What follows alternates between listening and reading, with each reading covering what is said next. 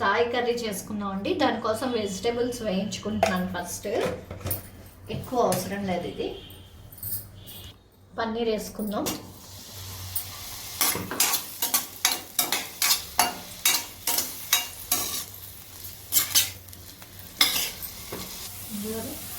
ఉల్లిపాయలు, green capsicum వేసుకుంటున్నాను. Yellow capsicum కూడా వేస్తున్నాను. ఇవి కాసేపు వేద్దాం. ఇలాగా వాగుతుంటప్పుడే వేసుకుంటున్నానండి.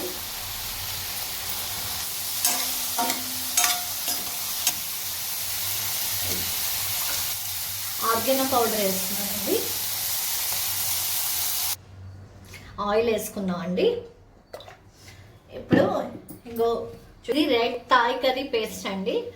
మనకి రిలయన్స్ మార్ట్లో దొరుకుతున్నది. ఇది జొమాటో, స్విగ్గీ, జొమాటో, బిగ్ బాస్కెట్ అన్నింటిలోనే దొరుకుతున్నాయండి. ఈ పేస్ట్ని, ఇదిగోటి పేస్ట్, దీన్ని కట్ చేసుకుని మనం ఇప్పుడు ఈ ఆయిల్లో వేసుకోవాలి. ఇదిగోటండి పేస్ట్ వేసుకుంటున్నాను.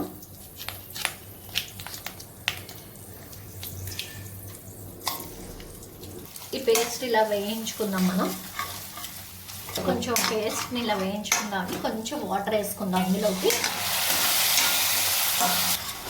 ఇంకా ఇది ఇలా వేగుతున్నది కదండి. ఆయిల్ అంతా పైకి వచ్చేస్తున్నది. పేస్ట్ అంతా వేగిపోతున్నది. ఇప్పుడు ఇందులో కోకోనట్ మిల్క్ వేసుకుందాం మనం.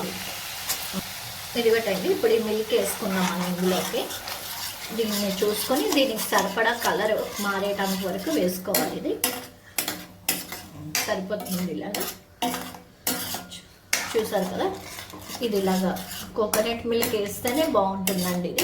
ఇది కూడా అన్ని చోట్ల మనకు దొరుకుతున్నాయి. ఇంకోటండి ఈ వేయించిన వెజిటబుల్స్ ఉన్నాయి కదా మనకి, వీటిని ఇందులో వేసేసుకుందాం.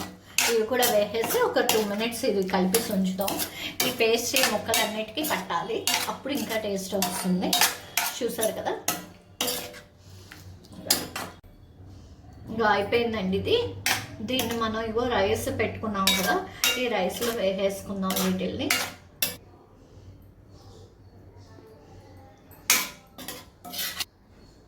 ఇదిగోటండి థాయ్ కర్రీ రెడీ అయిపోయింది.